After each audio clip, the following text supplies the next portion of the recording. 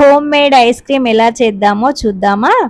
ఒక చిన్న బౌల్ తీసుకొని అమూల్ ఫ్రెష్ క్రీమ్ ఒక హాఫ్ కప్పు తీసుకుందాము. హాఫ్ కప్పు ఇది మనం ఫ్రిడ్జ్లో పెట్టుకుంటాం కదా, ఉండలు గట్టి ఉంటుంది కాబట్టి అది పోయేలాగా మంచిగా కలుపుకుందాము. చూడండి ఎంత చక్కగా కరుగుతుందో.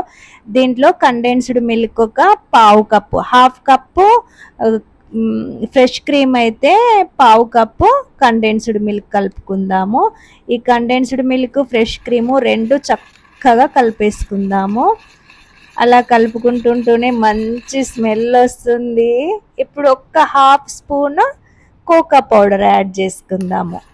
కోకో పౌడర్ కూడా అందులో మంచిగా కరిగేలాగా మంచిగా కలిపేసుకుందాం. చాలా ఈజీ, మనం బయట కొనుక్కునే దానికన్నా ఇంట్లో చేసుకుంటే ఓపికతోని ఇంట్లో చేసుకొని తినండి, చాలా బాగుంటుంది.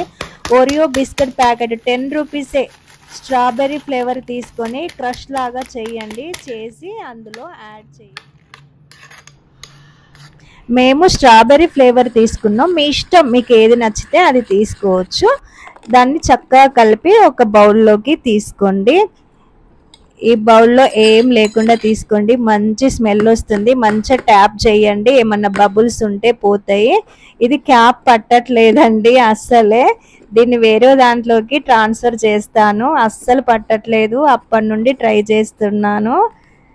ఎల్లో బాక్స్లోకి ట్రాన్స్ఫర్ చేస్తాను, చేసేసా. ఇప్పుడు ఫ్రెష్ రూమ్లో లేదంటే మీరు డీప్ ఫ్రిడ్జ్లో పెట్టుకోండి. ఎంత చక్కగా అయిందో చూడండి.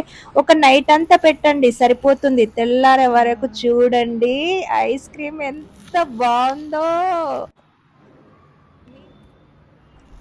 ఇప్పుడు సర్వ్ చేసుకొని తిందాము.